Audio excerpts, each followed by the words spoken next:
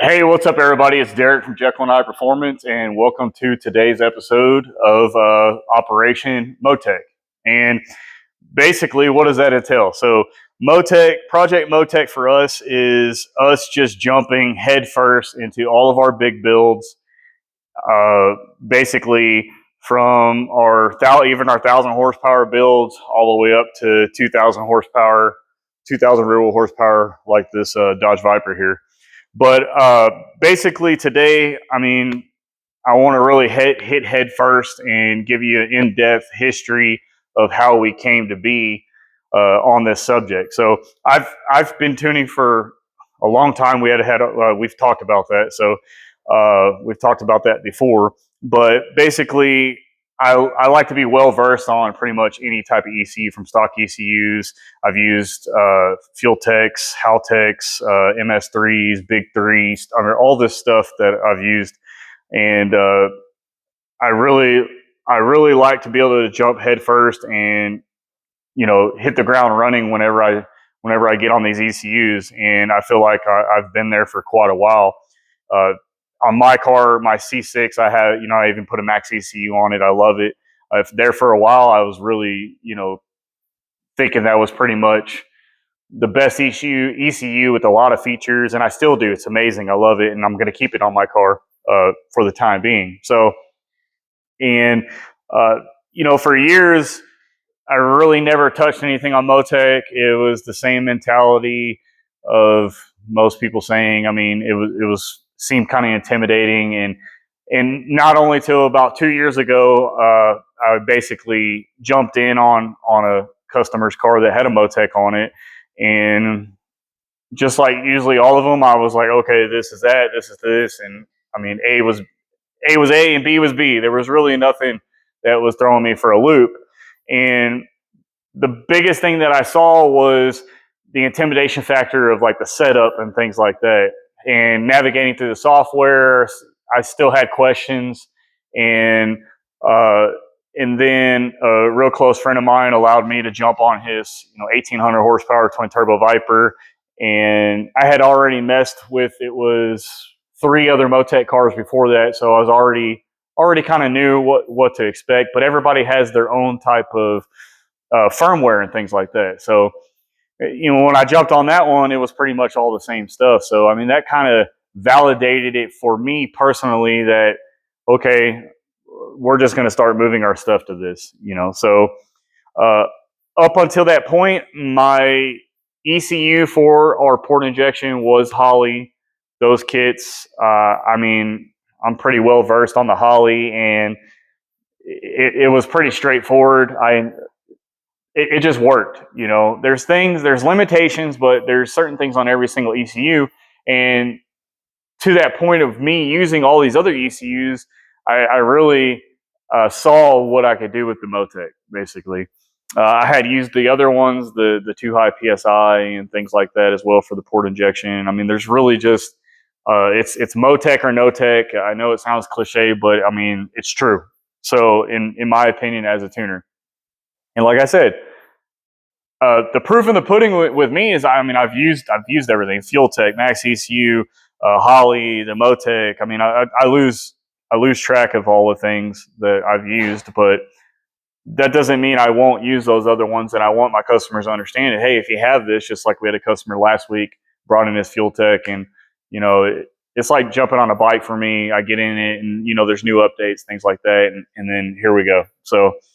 But how do we get here with our 6 gens, our C7s, our the Gen 5 trucks, the Camaros, things like that? Well, basically, we had a blunder with another ECU that I haven't mentioned yet. I'm not going to mention it. It's under water under the bridge. Customer spent a lot of money. I was hyped up about it. It works great on other platforms. It didn't work for us. It had tons of problems. Customer service wasn't there. And like I said, this isn't something to beat up that company.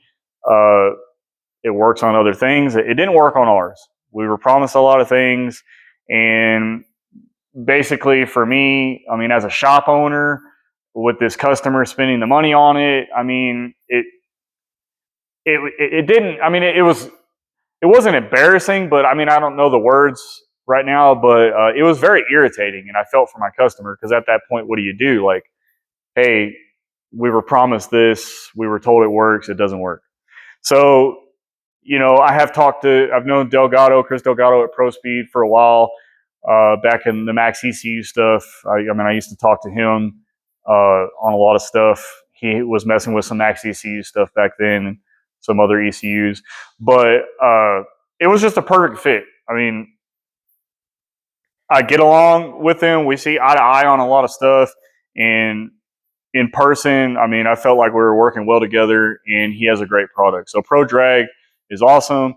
And on that note, we ended up just, you know, purchasing the C6 ZR1 Pro Drag, all that stuff. The first plug and play, actual true plug and play. So we have that, and that's going to be going on Dirty Cyber.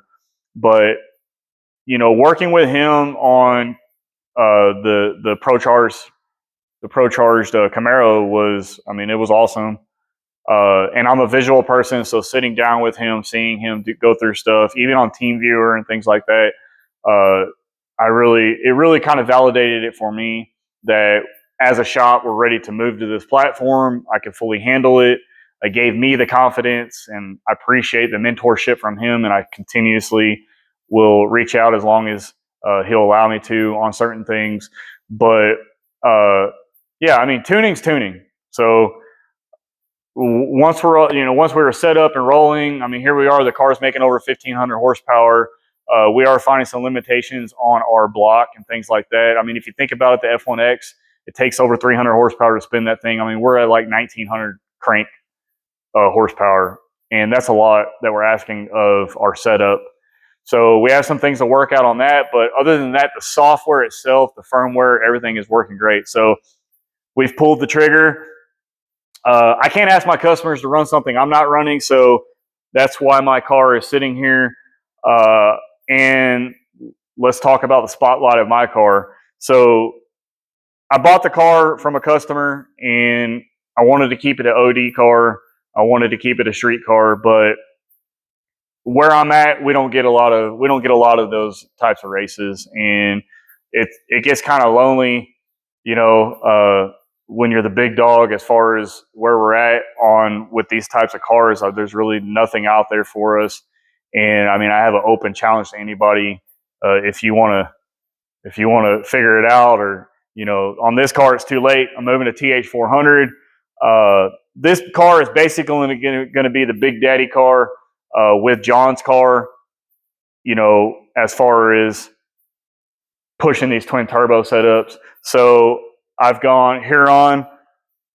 It was already a Huron car, but I feel like I was overpowering the regular kit, so I moved over to the race kit, which we have on John's car. So bigger kit, bigger turbos, RPM TH400, and G-Force 9-inch. I already have a 9-inch in the car, but I'm moving to match up my 9-inch over to a TH400 setup, the gear set. So I've moved my 9-inch over to Fireball. Fireball has ditched the F1A94. He has a 2650 max effort 8L90. Then we have Maury's car, max 2650, max 10L90 car. And then we have Al's car, max 2650 car, billet engine. We're getting that soon. There's lots of progress on that. We'll have another talking point on that. And then John's car, Casey's car, F1X car, John's twin turbo car, twin 80s, basically. Yeah, and everything's going to MoTeC. So everything's going to ProSpeed's Pro Drag firmware, their FTR kit, and we're ready to knock some heads. I want to have a car for every single platform. We got our OD cars, we got our OD 8 speeds, we got our OD 10 speeds, and then we'll have my TH400 car. So John's going to hang on as long as he can on that 8090. We'll see. We'll keep some in the reserve, but I mean, we're asking a lot out of that transmission at the power we're going to be making on his car. So that's why we're going MoTeC. with the Holly, I mean, it worked great. There was certain things that were left to be desired, a lot of things, but I feel like, I mean, even for those 1,000 horsepower builds, it did us great. I'm not knocking it at all, but it's just we're left with where we're going with these platforms. We need more, so that's why we're moving to it. And I'm noticing a lot more traction on other shops starting to do it, things like that. Uh, I'm glad. I feel like we're ahead of the game. We're jumping on ahead of the game there on that as a shop. And as far as with these platforms, and I think you're really going to see them shining. As far as open callouts, Maury's got an open callout. Any 10-speed car that sits like him, one power adder foot brake, any car in the country, it don't matter. Come at us, bring some money.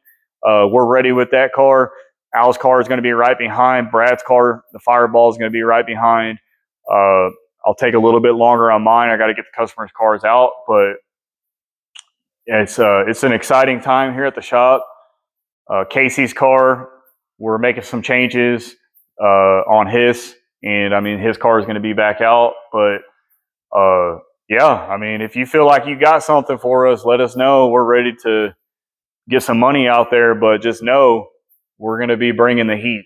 I mean, I'm absolutely all in on these builds, as the customers are. They trust me with their product, and I'm grateful for that. And I feel like we're going to come out. I mean, this is going to be, this winter time of racing and into next year is going to be pretty intense. My C6 will be up soon. My car will be up soon, or the 6th gen. My Fox body will be up. So I'm tired of being at a point of me not having a car, which I know there's a lot of people that have been out there in this situation, and it's frustrating. So I feel like if I have 3 or 4 of my own personal cars, then how the hell can I have all of them down at the same time ever again? So that's my personal goal as the owner of the shop, is I need to be out there. And this car here is, I totally forgot. So we have ditched, I don't even know how I forgot this. So my car, bigger turbos, bigger turbo kit, new 9-inch. Brad's getting my old 9-inch with the 8-speed gear set. And then the cream of the cream. So 427 LTR LME long blocked, and it's going to be O-ringed. So we are going to be able to throw a lot at this thing. So we basically fire ringed it just like my C6, and yeah, I'm going to lay the wood to this thing, and it's going to be nasty. And I'm super excited about it. I don't know how I forgot about to announce the motor, but yeah, that's going to be the new platform. So iron block 420 or 430 iron block coming out, 427 LTR going in. So we're going to lighten up the front, moving back to aluminum, and we're doing fire rings to alleviate issues. I feel like the issues, I don't know if it was back pressure, I don't know what it was, but I mean, it was kind of wild. I had a very conservative tune on this thing for the half mile, and on my shakedown pass, lifted the head. So it was very disappointing, to say the least, because I was being super conservative with it, and it was very frustrating. So I'm trying to take, how do you stop that? Throw more power at it, right? That's what everybody's been telling me since, but it's funny. Yeah, how do you stop from lifting heads? Bigger turbos, throw more power. I mean, that's every guy out there, right? But no, we are taking steps to try to alleviate that issue. And hopefully this being more free-flowing, we're going to have just dumped exhaust. I mean, it's going to be a race car. So it's no longer going to be a street car. I'm kind of over that. I enjoyed it for 6 months. And just like everybody said was going to happen, happened. But I appreciate y'all, everybody that's following me. Hopefully the page will grow. If y'all have any questions or anything, any customers, if you're ready, let me know. Invoicing out, and let's build some packages. Let's get these cars out there. If you want to jump on the team, existing customer somewhere else, if you're not happy, hit me up. I'll take care of you. I'll make sure that you're happy with your build and make racing fun again. And I like to pride myself on that. And I mean, we'll go from there. So, yeah, I'm excited. I appreciate it. Y'all have a good one. Till the next one.